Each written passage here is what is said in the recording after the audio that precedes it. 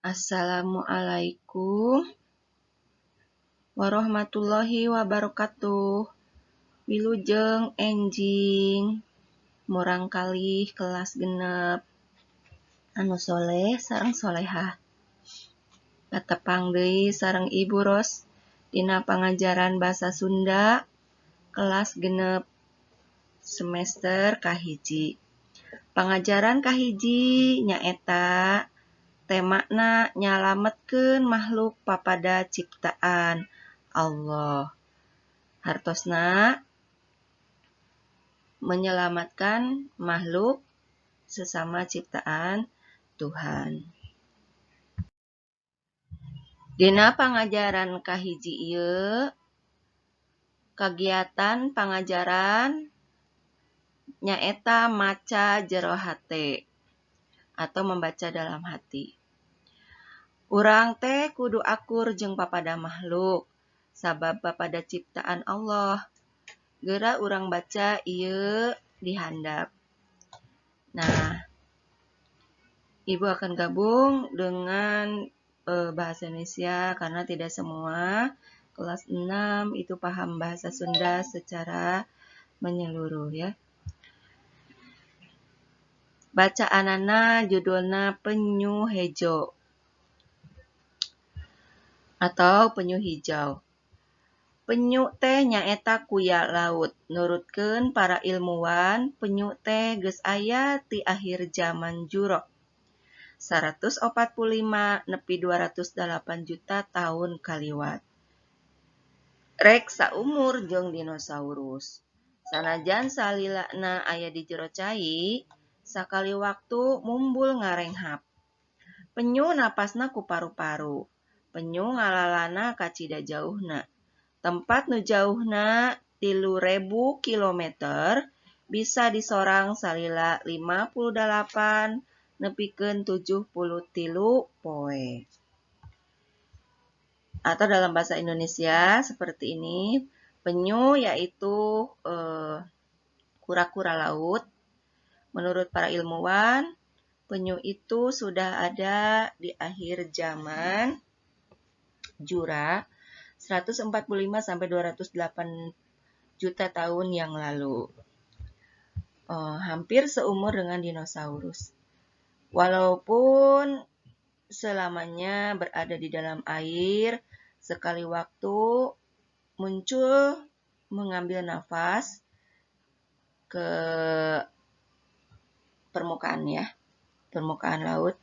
Penyu napasna bernafas dengan paru-paru. Penyu berkelana sangat jauh. Tempat yang jauhnya 3.000 km bisa dilalui atau bisa dicapai selama 58 sampai 73 hari. Berarti cepat juga ya penyu berjalan. Penyu jalu salilana hirup di laut. Penyu bikang muru basisir nyelang rek ngendog. Teu tulus ngendog mun kacaangan atawa kagandengan. Di dunya teh ngan aya 7 rupa penyu nu masih hirup. Nyaeta penyu hejo, penyu sisik, penyu Kems Redley, penyu lekang, penyu balingbing, penyu pipih jeung penyu tempayan. Penyu balingbing teh penyu nu panggedena. Panjang awakna 2,75 meter. Beratna 600 sampai 900 kg. Penyu lekang pangleutikna beratna ukur 50 kg. Anu pangmendengna kapanggih mah penyu hejo. Kabeukina tutuwuhan jeung sato laleutik. Atau dalam bahasa Indonesia seperti ini, penyu jantan selamanya hidup di laut, penyu betina menuju basisir ketika mereka mau bertelur. Mereka tidak jadi bertelur apabila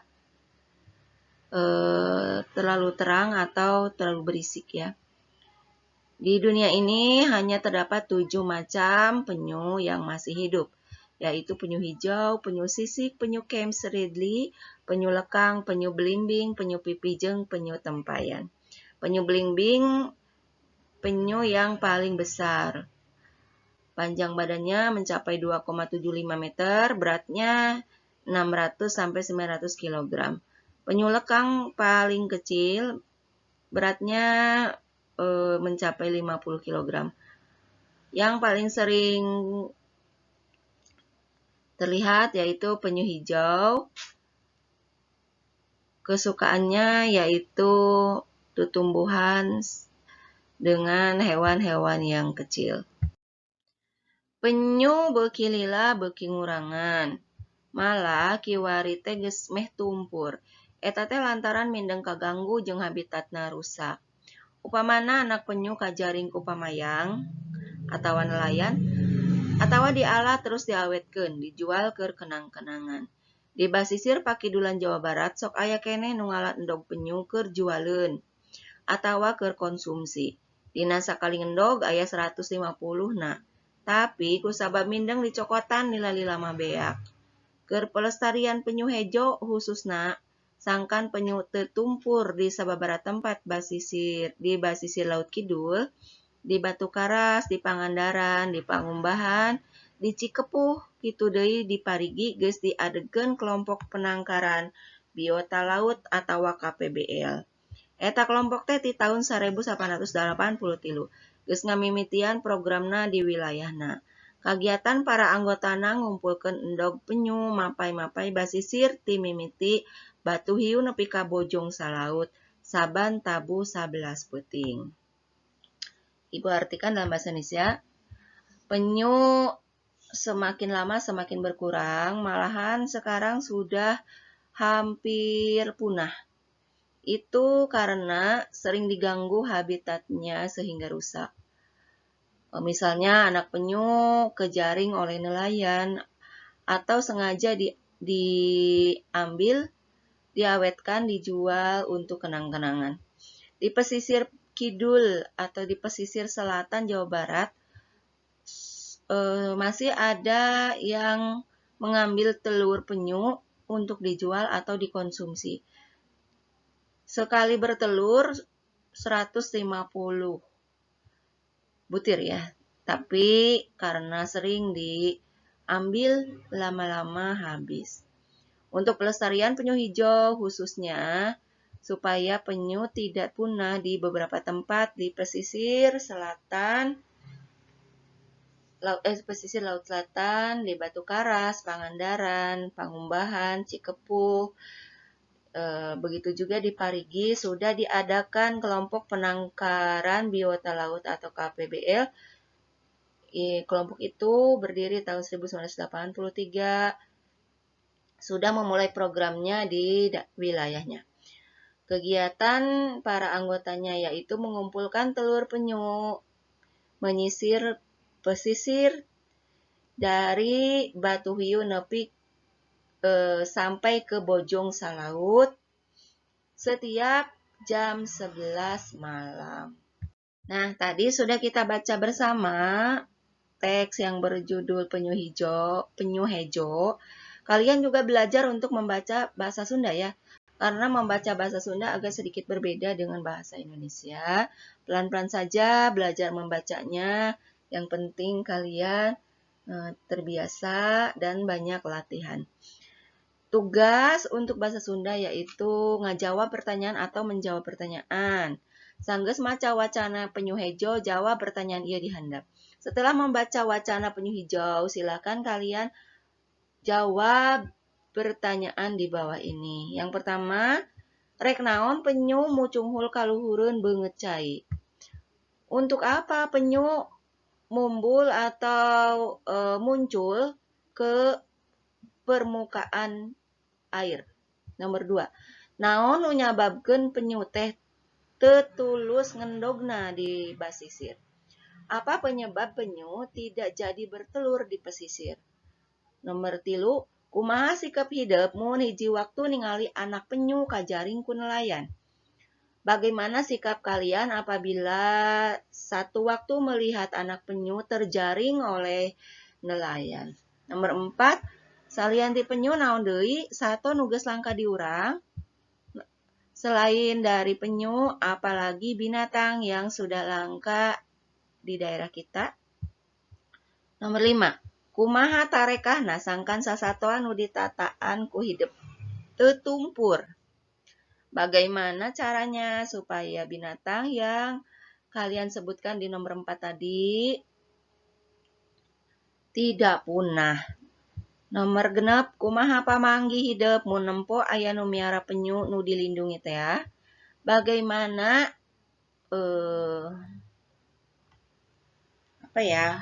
pendapat kalian apabila melihat ada yang memelihara penyu yang dilindungi oleh pemerintah?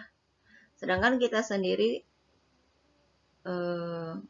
tahu ya aturan kalau binatang yang dilindungi pemerintah itu tidak boleh dipelihara di rumah. Nomor 7, naon maksud kahirupan penyu geus krisis? Apa maksud kalimat kehidupan penyu sudah krisis? 8, naon sababna krisis? Nomor 8, apa sebabnya krisis? Jadi sekarang tuh penyu kehidupannya sudah dianggap lagi masa krisis. Nah, menurut kalian apa penyebabnya sehingga kehidupan penyu disebut sebagai ada dalam masa krisis? Nah, itu tadi pembelajaran bahasa Sunda. Silahkan kalian pelajari dan pahami serta jawab pertanyaannya. Nanti kita ketemu lagi di pelajaran bahasa Sunda berikutnya. Hatur nuhun. Assalamualaikum warahmatullahi wabarakatuh.